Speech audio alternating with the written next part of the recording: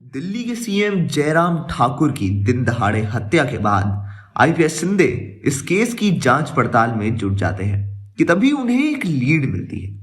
उन्हें video footage में video shooter का हुलिया दिख जाता है।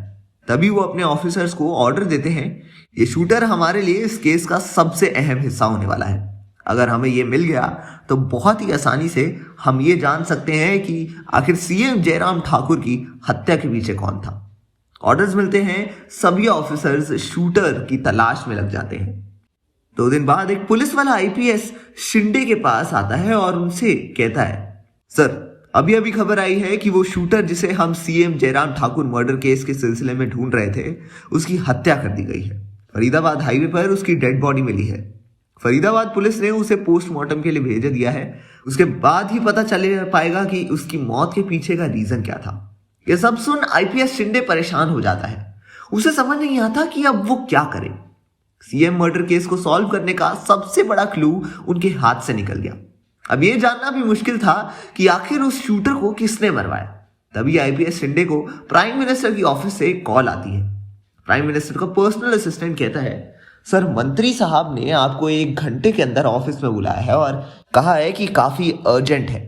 थोड़ी देर बाद शिंदे प्राइम मिनिस्टर के ऑफिस पहुंचता है, जहां पीएम उससे कहता है, ये क्या मजाक चल रहा है शिंदे।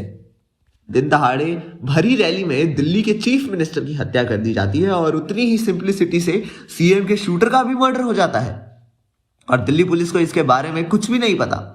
शिंदे, तुम दिल्ली पुलिस के one of the best and loyal officer हो, इसलिए मैंने तुम्हें ये केस हैंडल करने को दिया था। लेकिन लुक एट यू, क्या हुआ?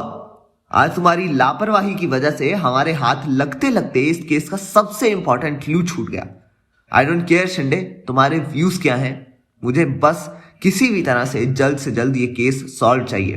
Call your best officer for this case. I want to clear this case as soon as possible.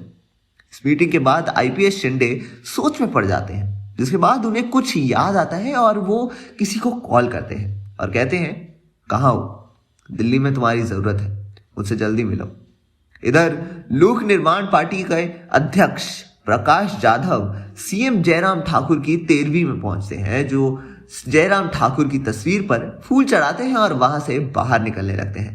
तभी मीडिया उनसे पूछती है, प्रकाश जी, आने वाले विधानसभा चुनाव का आपका सबसे बड़ा विपक्षी अब नहीं रहा, आप इस पर क्या कहना चाहेंगे? तब प्रकाश कहता है, देखिए ये सच है कि लोक निर्माण पार्टी और जनता पार्टी एक विपक्षी पार्टी है। भाषण के दौरान हम एक दूसरे को बहुत कटाक्ष भी करते हैं, लेकिन इसका मतलब ये नहीं है कि हम एक दूसरे से नफरत करते हैं। जयराम ठाकुर एक बहुत ही स्वाभिमानी नेता थे। आज उनका हमारे बीच ना होना भारतीय राजनीति का एक बहुत बड़ा लॉस है। उनकी कमी हमेशा खलेगी। वो बोल ही रहे थे कि तभी उनका पीए उन्हें फोन पकड़ाता है और वो फोन पर कुछ सुनते हैं और शॉक्ड हो जाते हैं और वो तुरंत वहां से निकल जाते हैं और तुरंत पुलिस स्टेशन जाते हैं, जहां उनके बेटे सत्यम को पुलिस ने अरेस्ट कर लिया था। प्रकाश कहते हैं, जरा मैं जान सकता हूं किसने मेरे बेटे को अरेस्ट किया है और वो भी किस बेसिस पर? तब वहां एक इंस्पेक्टर बोलता है, जादव जी, आपके बेटे का सीएम जयराम ठाकुर के मर्डर से एक लिंक मिला है। हमने इन्हें पूछताछ के लिए पुलिस स्टेशन बुलाया था, लेकिन इन्होंने यहां आने से साफ इनकार कर दिया, इसलिए हम उन्हें यही लेकर आए हैं।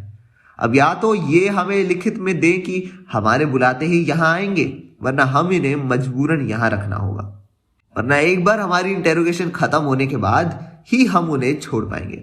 अगर ये निर्दोष पाए गए तो।